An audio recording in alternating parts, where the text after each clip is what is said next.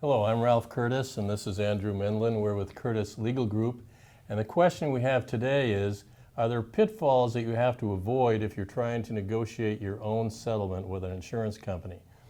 So let's say you're involved in an auto accident, and the other party is at fault, and you have some injuries, and you make a claim against the other party's insurance company, and then they get in touch with you and they want to settle your case.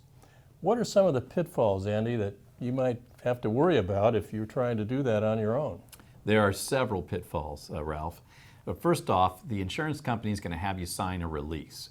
Now, a release agreement means that you're going to be forever barred from bringing a future claim for further injuries. So if you discover that you were injured in a way that you weren't aware of and you signed the release, you're not going to be able to come back and get more money, more compensation, loss of earnings, pain and suffering damages, all the damages you're entitled to. You're not going to be able to get them because you signed that release agreement and signed it too early.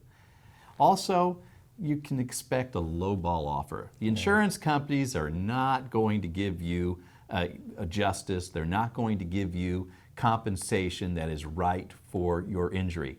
It's a business. The insurance companies are not in business to pay you. They're in business not to pay you. So what the insurance companies are going to do is look to see if they can lowball that offer. That's true, Andy. You know, there's some other aspects to this too. If you were injured and you received medical treatment, your treatment may have been paid for by your own insurance company, or the medical provider may have treated you on a lien, which means they expect to get paid back when your case settles. Those issues have to be totally addressed at the time of your settlement, and you may end up having to pay back your own insurance company for money that you didn't expect to have to pay. So you may be accepting a lowball offer from an insurance company that represents the other party and having to pay back most of that to your own medical providers or to your own insurance company. So there are a lot of tricky aspects to settling a case that you have to be aware of.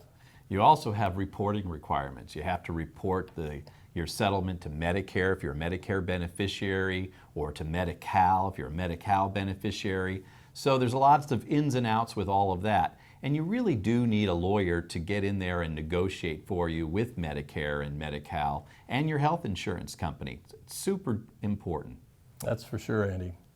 So if we can help you with anything like that, please give us a call. It's Curtis Legal Group, 1-800-LAW-3080. The heavy hitters.